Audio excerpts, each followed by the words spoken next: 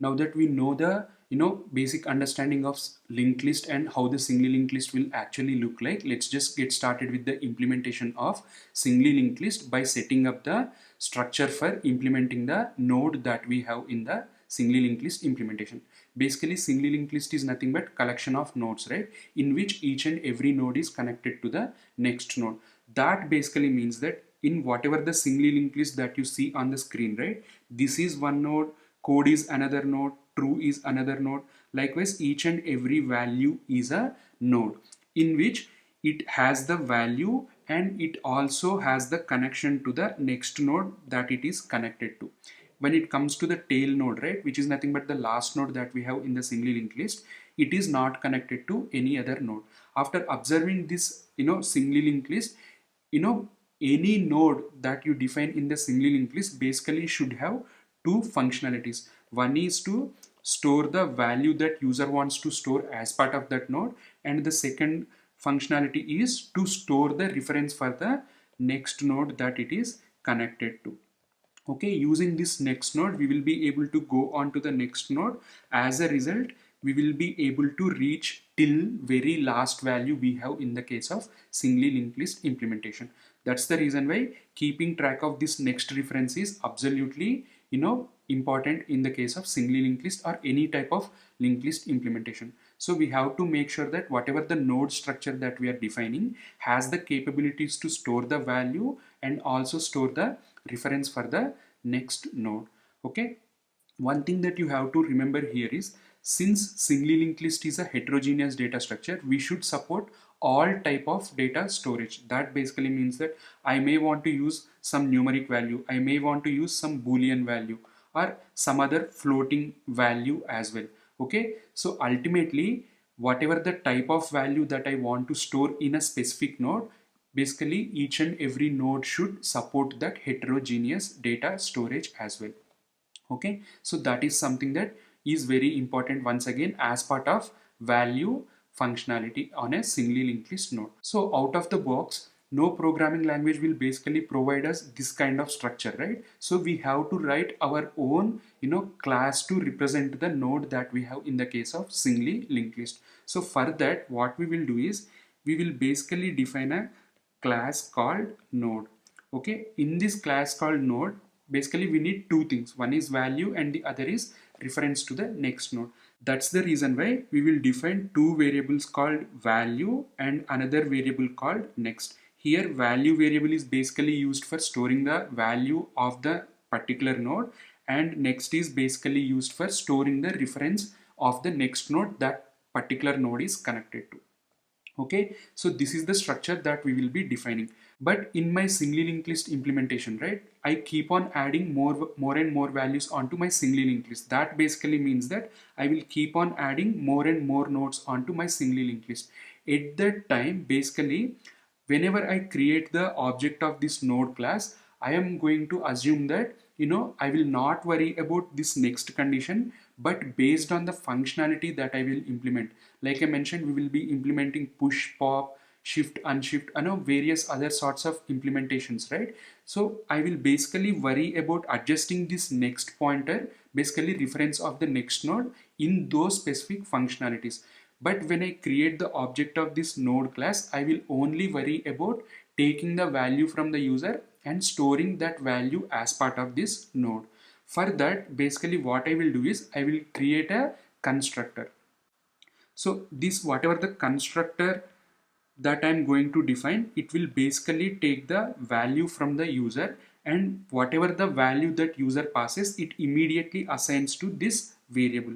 So immediately we will define a variable, value variable that we have, right? We will add whatever the value that we get to this specific variable.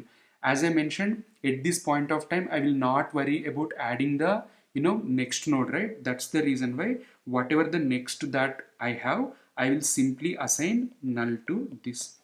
Okay, once again I'm mentioning, when I go ahead and implement the respective functionality, I will make sure that I'm assigning the appropriate next node from the node that I'm adding at that functionality implementation. So don't worry about this at this point of time. Basically when I implement those functionality, you will basically understand how these next is getting assigned with the appropriate next node.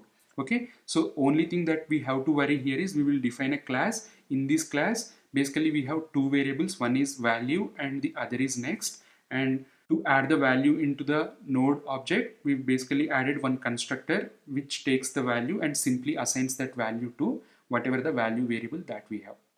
Okay, so that is the structure of singly linked list node class. Now that we know this, let's go ahead and let's try to implement it. So far we have learned about arrays and searching and sorting and all these implementations, right?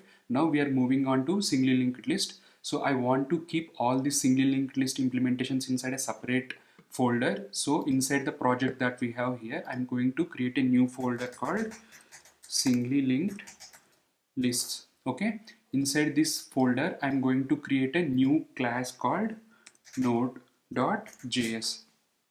Okay, I'm going to create a new file called node.js. In this file I will write the logic for representing a single node for singly linked list that we are going to implement later on.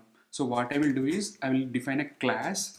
So I will name the class as node, and whenever I create the object of this node, right, we understood that there are two things that we want. One is the data or the value that we are trying to store as part of that particular node. Along with that, we are also trying to store the reference of the next node, if at all, if there are any next nodes in the singly linked list implementation from the current node.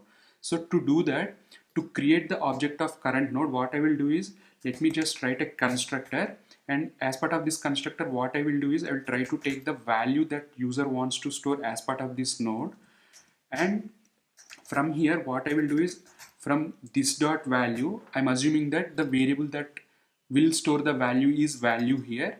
I will assign the value that user has passed. We are not done here yet because we also need to store the reference of the next node, right?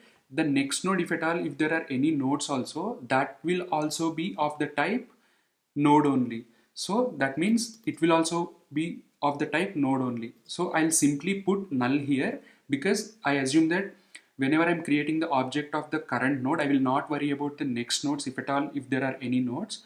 But when I actually implement the singly linked list, I'll make sure that I'm adjusting the next nodes properly. But at this point of time, we are not worried about that adjustment. We are only worried about the value that we are trying to store as part of this node. So the next node, to represent the next node that we have, I'm simply going to name that variable as next, and I will assign simply null to it.